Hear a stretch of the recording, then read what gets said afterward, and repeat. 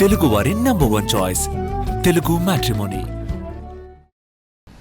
సిగాజీ పరిశ్రమ దగ్గర మరోవైపు కార్మిక సంఘాలు ఆందోళన చేశాయి. పరిశ్రమ పరిశీలనకు వెళ్తున్న కార్మిక నేతల్ని పోలీసులు అడ్డుకున్నారు. పరిశ్రమ లోపలికి అనుమతి లేదని చెప్పారు. అయితే కార్మిక సంఘాలు ఆందోళన చేయడంతో ఒక్కో సంఘం నుంచి 2 పరిశీలించడానికి అనుమతినిచ్చారు పోలీసులు. ఇక బాధితుల్ని యాజమాన్యము ప్రభుత్వం పట్టించుకోవడం లేదంటున్నాయి ఈ కార్మిక సంఘాలు. ఇంకా కొంతమంది ఆచూకీ తెలియాల్సి ఉంది. వారి విషయంలో వేగంగా రెస్క్యూ చేయాల్సిన అవసరం ఉందని చెప్తున్నారు కార్మిక నేతలు.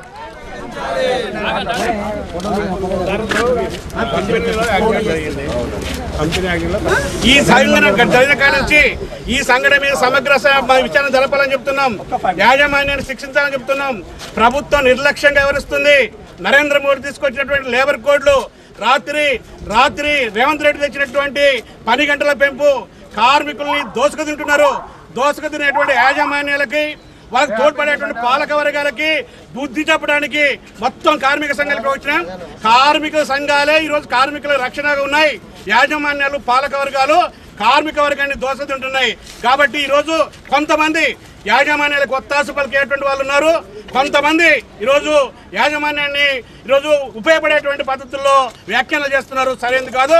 ఈ రాష్ట్రంలో ఉన్నటువంటి ఏఐటిసి, సిఐటియు, టియుసిఐ, ఐఎఫ్టియు, టిఆర్ఎస్కేవి, బిఆర్ఎస్టియు, అదేవిధంగా టిఎన్టీసీ, ఇంక్లూడింగ్ కాంగ్రెస్ కి సంబంధించినటువంటి ఐఎన్టీసీతో సహా అందరం ఈ యొక్క పరిశ్రమ మీద సమగ్ర విచారణ జరగాలి, కఠినంగా శిక్షించాలి.